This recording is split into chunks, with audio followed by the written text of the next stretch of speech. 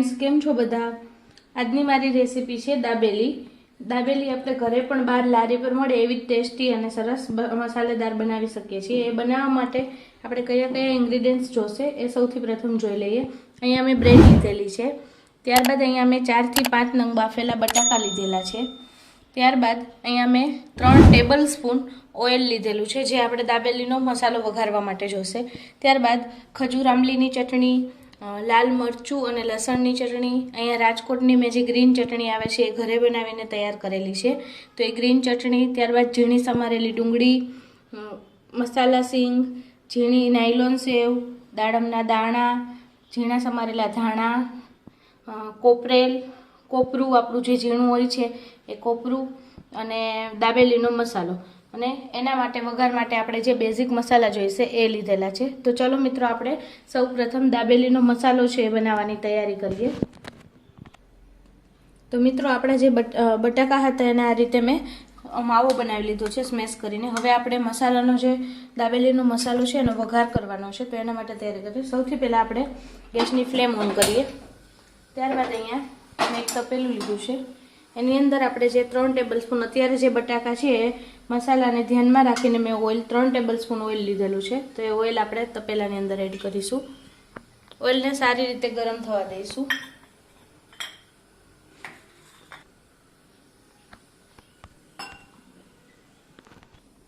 અને મિત્રો આપણે અહીંયા જે દાબેલીનો મસાલો લીધો છે એમાં થોડું પાણી એડ કરી અને આપણે એનું આ રીતે એક પેસ્ટ જેવું બનાવશે, જેથી કરીને આપણે જ્યારે એને તેલમાં એડ કરીએ તો આપણો મસાલો છે એ બળી ન જાય।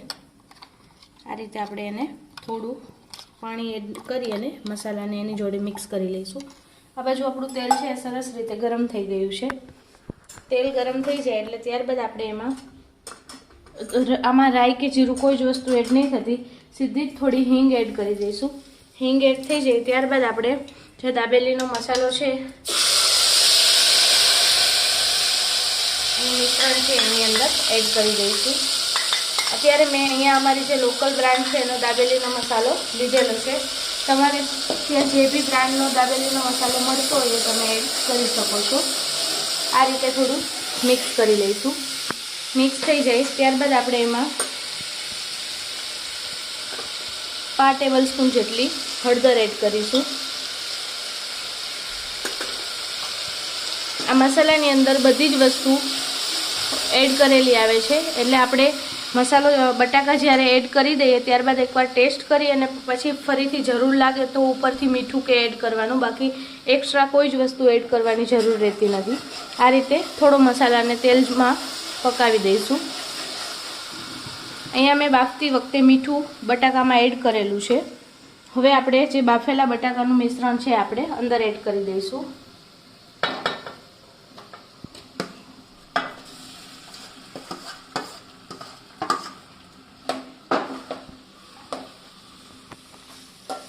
આ રીતે આપણે સારી રીતે મિક્સ કરી દઈશું।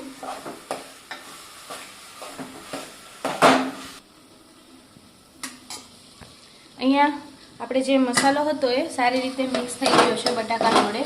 હવે આપણે એમાં થોડું ખટાશ અને ચટપટો ટેસ્ટ આવે એ માટે અહીંયા મેં જે ખજૂર આંબલીની ચટણી હતી એમાં થોડું પાણી એડ કરી અને આપણે એ ચટણી અંદાજે આપણે જોઈએ તો 3 થી 4 ટેબલસ્પૂન જેટલી છે એ આપણે એડ કરી દઈશું। એમાં સારી રીતે આપણે આ મસાલો છે એને મિક્સ કરી દઈશું।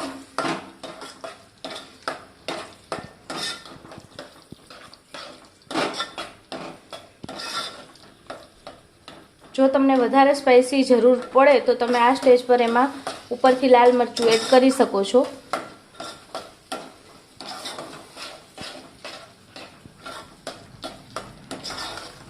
આપણો દાબેલીનો મસાલો છે એ બનીને રેડી થઈ ગયો છે। હવે આપણે આ મસાલાને છે એક ડીશમાં કાઢી અને થોડો ઠંડો થવા દઈશું, ત્યારબાદ આપણે ઉપરથી એમાં બધી વસ્તુથી ગાર્નિશિંગ કરીશું। તો હવે આપણે ગેસની ફ્લેમ છે ઓફ કરી દઈશું। મિત્રો આપણો જે દાબેલીનો મસાલો છે એ સરસ ઠંડો થઈ ગયો છે। હવે આપણે ઉપરથી ગાર્નિશિંગ કરી દઈએ। આ રીતે એક પ્લેટમાં કાઢી લઈશું। ત્યારબાદ હવે ગાર્નિશિંગ માટે આપણે અહીંયા ઝીણી નાયલોન સેવ, મસાલા સિંગ, કોપરું, દાડમના દાણા અને લીલા ધાણાનો ઉપયોગ કરશું। સૌથી પહેલાં આપણે આજે કોપરાનું ખમણ છે એને આ રીતે ઉપરથી સ્પ્રિંકલ કરીશું।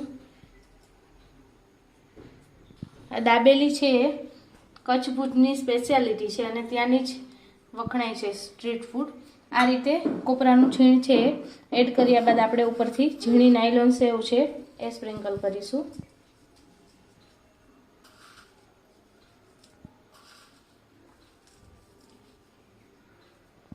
ત્યારબાદ આપણે મસાલા સિંગ છે એ એડ કરીશું.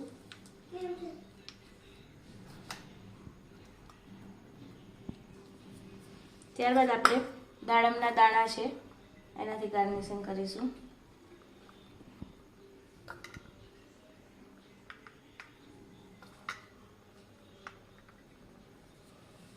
ત્યારબાદ આપણે લીલા ધાણા છે એ ઉપરથી ગાર્નિશ કરીશું.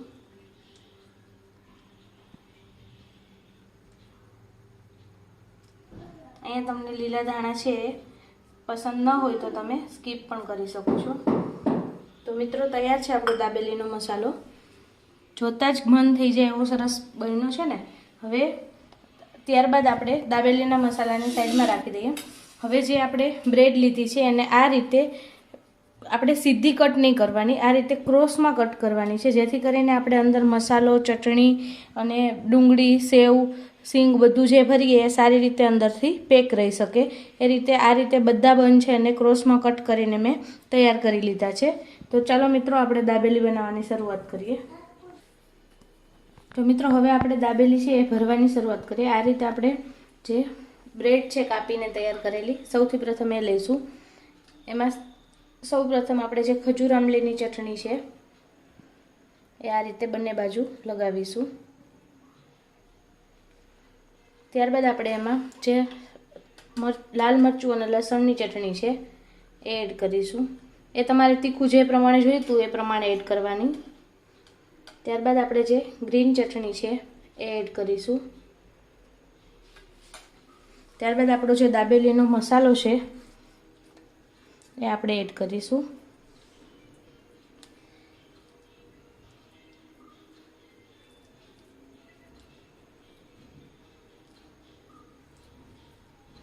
ત્યારબાદ આપણે ઉપરથી એમાં મસાલા સિંગ છે થોડી આ રીતે એડ કરીશું. ત્યારબાદ આપણે ફરીથી એમાં થોડો દાબેલીનો મસાલો છે ઉપરથી એડ કરીશું. ત્યારબાદ ઝીણી સમારેલી ડુંગળી છે એ એડ કરીશું અને ઝીણી નાયલોન સેવ છે એ આપણે આ રીતે એડ કરીશું. આ રીતે થોડું પ્રેસ કરી અને દાબેલીને આપણે બંધ કરી દઈશું. તૈયાર છે આપણી દાબેલી. ત્યારબાદ આપણે આ રીતે જે બીજી દાબેલી છે એ ભરી લઈએ. સેમ એ જ મેથડથી આપણે એમાં ખજૂર આમલીની ચટણી લગાવીશું.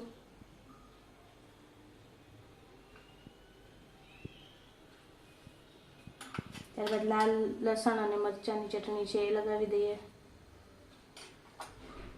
અને ગ્રીન ચટણી છે એ એડ કરી દઈએ. ત્યારબાદ દાબેલીનો મસાલો છે એ આપણે લગાવશું. ત્યારબાદ થોડી મસાલા સિંગ છે એ આપણે એડ કરીશું. ત્યારબાદ ફરીથી દાબેલીનો મસાલો છે એડ કરીશું. ફરીથી થોડી મસાલા સિંગ, ઝીણી સમારેલી ડુંગળી અને ઝીણી નાયલોન સેવ. આ રીતે બધું લગાવી થોડું હળવા હાથે પ્રેસ કરી દઈશું. તો આ રીતે હું બધી દાબેલી છે એ ભરીને તૈયાર કરી દઉં છું. તો મિત્રો અહીંયા આપણી દાબેલી છે એ બધી સરસ ભરાઈને તૈયાર થઈ ગઈ છે. હવે આપણે એને શેકીશું. અહીંયા મેં શેકવા માટે છે ઓઇલ લીધેલું છે. જો તમારે બટરમાં શેકવી હોય તો તમે બટરમાં પણ શેકી શકો છો. સૌપ્રથમ આપણે ગેસની ફ્લેમ ઓન કરી અને આ રીતે એક તવો છે એ ગરમ થવા મૂકી દઈશું. મિત્રો આપણો તવો છે એ સારી રીતે ગરમ થઈ ગયો છે. સૌપ્રથમ આપણે એના પર આ રીતે થોડું ઓઇલ છે લગાવી દઈશું. ગેસની ફ્લેમ છે થોડી સ્લો ટુ મીડિયમ રાખીશું આપણે. ત્યારબાદ આ રીતે આપણે એક દાબેલી છે એના પર મૂકી દઈશું. એની ઉપર ફરીથી આ રીતે થોડું ઓઇલ છે લગાવી દઈશું.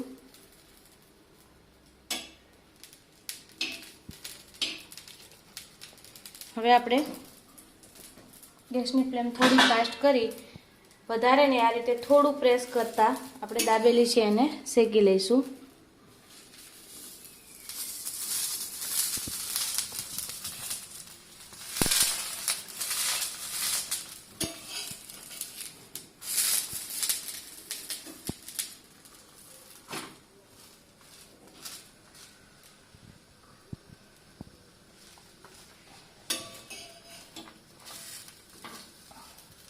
થોડું આને પલટાવતી વખતે આપણે ધ્યાનથી પલટાવવાનું છે, કારણ કે આપણી દાબેલીમાં ઉપરથી આપણે જે સેવ ને બધું એડ કરેલું છે એ નીકળી ન જાય.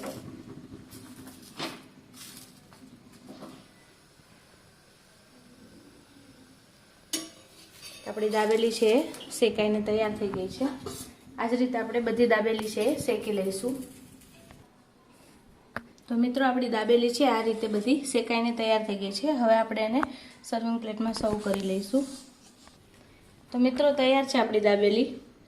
તમને મારી આજની રેસીપી કેવી લાગી? જો તમને મારી આજની રેસીપી ગમી હોય તો લાઈક કરો, શેર કરો અને સબસ્ક્રાઈબ કરો મારી ચેનલને.